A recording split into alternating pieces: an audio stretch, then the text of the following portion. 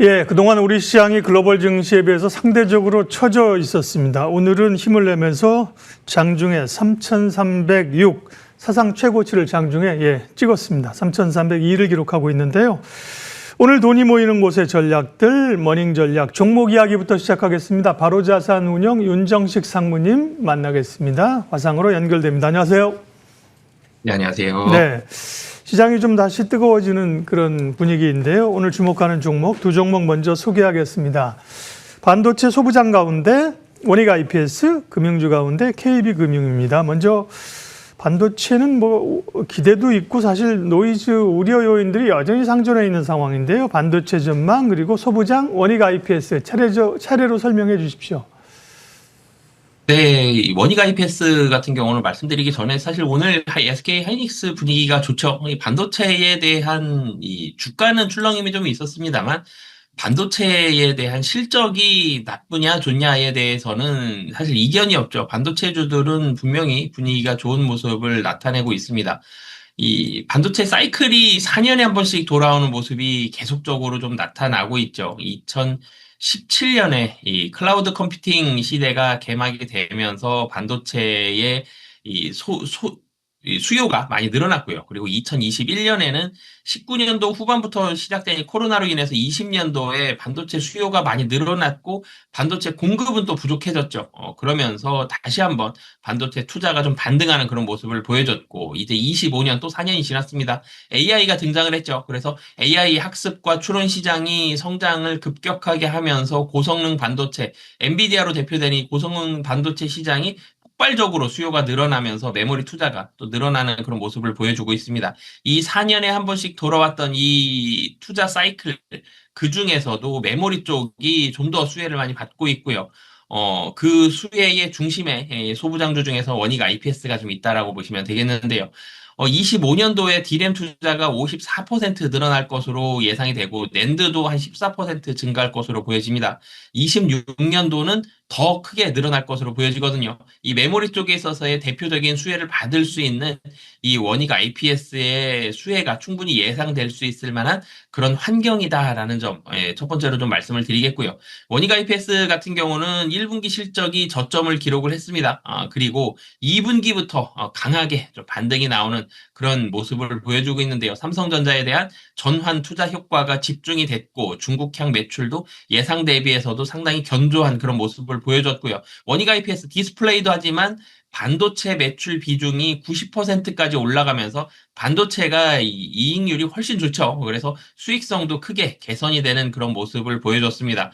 4분기에는 이 삼성전자의 전환 투자와 그 P4의 메모리 신규 투자 효과가 집중이 되면서 분기 매출 기준으로 3년 만에 3천억 원대 매출이 좀 기록을 할 것으로 보여지기 때문에 2분기 실적 반등했죠. 3분기도 좋고요. 4분기에는 훨씬 더 좋습니다. 그래서 연말까지 해서 실적이 계속적으로 더 늘어나는 이 반도체 투자 이 호황에 따른 수혜를 25년도에 점진적으로 연말까지 강하게 받을 가능성이 높기 때문에 이 원익 IPS도 좀 관심 깊게 보셔도 좋을 것 같습니다.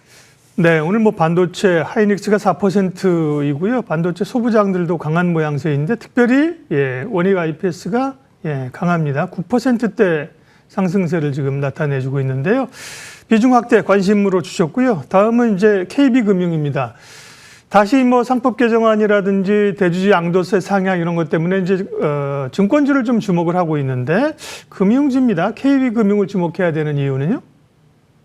네, 사실 증권주도 좋고요. 반도체도 좋습니다. 그래서 사실 반도체는 미국 시장에서의 분위기, 전 세계적인 글로벌 분위기가 상당히 좋다라는 점, 증권주는 국내에서 수혜를 받을 수 있다라는 점, 이런 부분들이 부각이 되면서 시장에 관심을 많이 받고 있는데 사실 은행주도 관심이 없는 쪽은 아니지만 은행주도 같이 관심을 가져도 될 만큼 좋은 부분들을 좀 많이 가지고 있다라고 생각이 들어서 KB금융을 같이 좀 말씀을 드리겠는데요. 우선 첫 번째로는 사실 몇 년 전까지만 하더라도 금리 인하되면 예대 마진이 줄어들고 금리 인상되면 예대 마진이 늘어나기 때문에 증권주와 은행주 반대로 움직였죠. 금리를 인상할 때에는 은행주가 좀 더 좋았고요.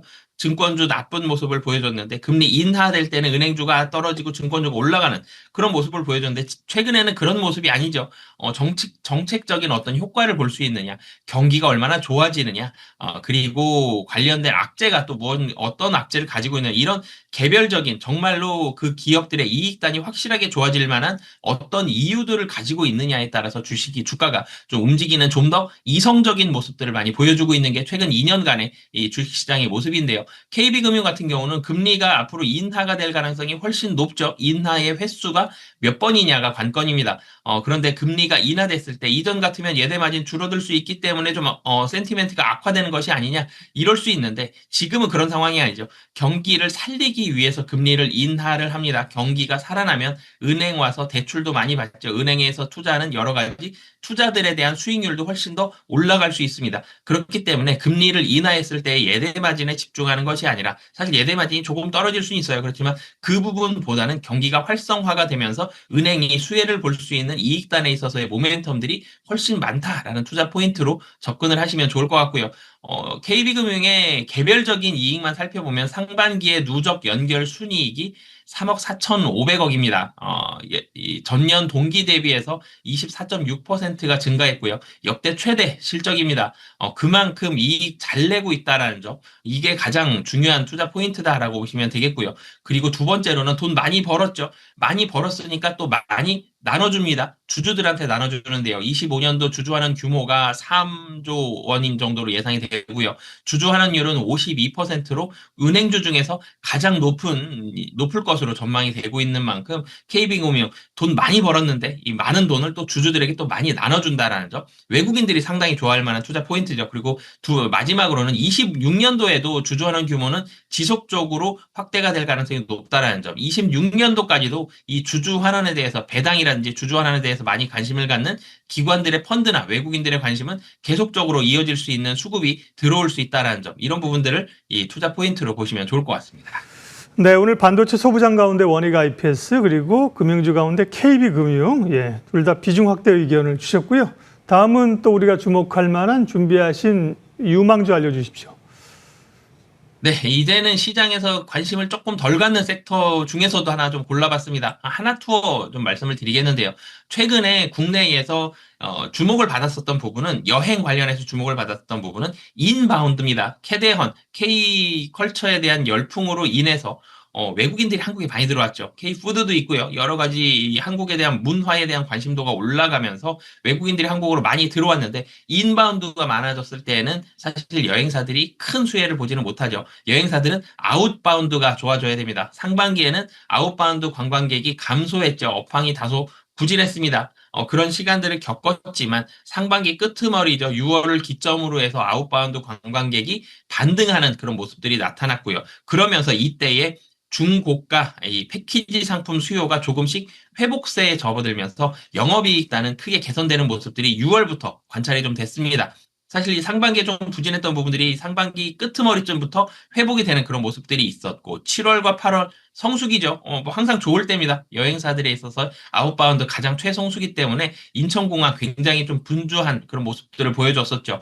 7, 8월에서 근데 끝나는 것이 아니라 이제는 10월 긴 연휴가 있습니다. 일주일 휴가 하루 쓰면 일주일 넘게 쉴 수가 있죠. 이 긴 연휴가 있기 때문에 이때에도 많은 출국자들을 기록을 할 것으로 보여지기 때문에 7월, 8월 성수기에 이어서 10월 연휴까지 이 증가 추세는 지속이 된다는 점. 그리고 마지막으로는 여행사들 고정비가 많이 나가죠. 인건비가 상당히 많이 나가는 이 섹터 중에 하나가 여행사입니다.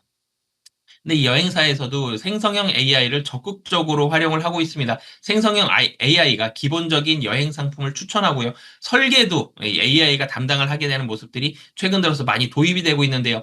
그러면서 인건비를 많이 줄이고 그러면서 고정비가 많이 줄어드는 효과까지도 나타낼 수 있기 때문에 여행에 대한 성수기 상반기에 부진했지만 여름부터 해서 계속적으로 이 하반기까지 좀 늘어나는 그런 모습들이 관찰이 된다는 점, 고정비는 또 감소하고 있는 추세가 나타나고 있다는 점. 그렇기 때문에 실적이 올라간다라고 보시면 되겠습니다.